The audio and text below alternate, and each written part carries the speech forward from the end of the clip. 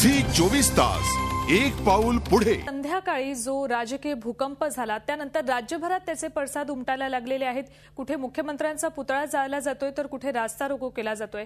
एकीकडे काँग्रेसवर दबाव वाढवण्याचा हा प्रयत्न आहे का राष्ट्रवादी काँग्रेसचा, किंवा मग मुख्यमंत्री आणि उपमुख्यमंत्र्यांमधला जो विसंवाद आहे याचे राज्याच्या राजकारणावर काय परिणाम होतील नजीकच्या काळात, या सगळ्यावर आपण चर्चा करणार आहोत। आणि ही चर्चा करण्यासाठी, या सगळ्या मुद्द्यांवर विश्लेषण करण्यासाठी आपल्यासोबत पुण्याहून आहेत राजकीय विश्लेषक कुमार सप्तर्षी। कुमारचं स्वागत आपलं या कार्यक्रमामध्ये। त्याशिवाय आपल्यासोबत ठाण्याहून आहेत ज्येष्ठ पत्रकार अभय देशपांडे। अभय सर, तुमचंही स्वागत या कार्यक्रमात। कुमार सर, सगळ्यात पहिला प्रश्न तुम्हाला आहे। आत्ताच Zee 24 तासच्या सूत्रांकडून ही माहिती मिळाली की गेला आठवडाभर मुख्यमंत्र्यांचा कुठलाही फोन उपमुख्यमंत्र्यांनी उचलला नव्हता, अतिशय टोकाला गेले होते त्यांचे संबंध। त्याशिवाय काल राजीनामा दिल्यानंतर जेव्हा मुख्यमंत्र्यांनी फोन केला उपमुख्यमंत्र्यांना तेव्हा उपमुख्यमंत्री फक्त एकच वाक्य बोलले की नंतर फोन करतो। यावरून काय वाटतंय तुम्हाला, किती हे संबंध टोकाचे गेले होते आणि त्याचे परिणाम आता दिसतायत? एक तर काँग्रेस आणि राष्ट्रवादी काँग्रेस यांचे संबंध टोकाला गेलेत ही काही आता गुप्त बातमी नव्हती। महाराष्ट्रभर साध्या माणसांना सुद्धा माहीत असलेली गोष्ट होती।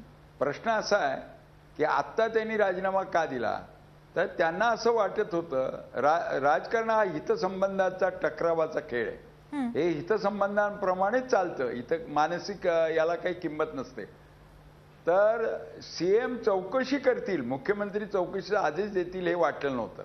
मग हा धक्का बसला, त्यामुळे त्यांनी राजीनामा न देणार तर दुसरं काय करणार होते। अजितदादांनी जी आपली प्रतिमा केली की मी अतिशय कणखर, स्पष्ट वक्ता आणि हे करणारा, अत्यंत वेगाने निर्णय घेणारा, असं केल्यानंतर राजीनाम्यासारखं एखादा धक्का देण्याशिवाय दुसरा मार्ग नव्हता। पण एकूण असं दिसतंय की दोघांना आपापले हितसंबंध आहेत आणि ते एकत्र राहण्यामध्ये जास्त त्या हितसंबंधांचं रक्षण होईल, ते बाजूला जाऊन होणार नाही। म्हणून हे गव्हर्नमेंट तसं चालू राहील, त्यांचं मन जुळलेलं असेल वगैरे असं काय आपण अपेक्षा करायचं कारण नाही। पण ज्या त्या खात्याचा कारभार जसा तसा चालेल। पण झाली ही घटना चांगली झाली, एकंदरीत सगळे खडबडून जागे झाले की काय चाललंय याच्याबद्दल। ही घटना चांगली झाली असं आपण याच्याकडे बघता। आपण ठाण्याला जाऊयात, आपल्यासोबत अभय देशपांडे आहेत ज्येष्ठ पत्रकार।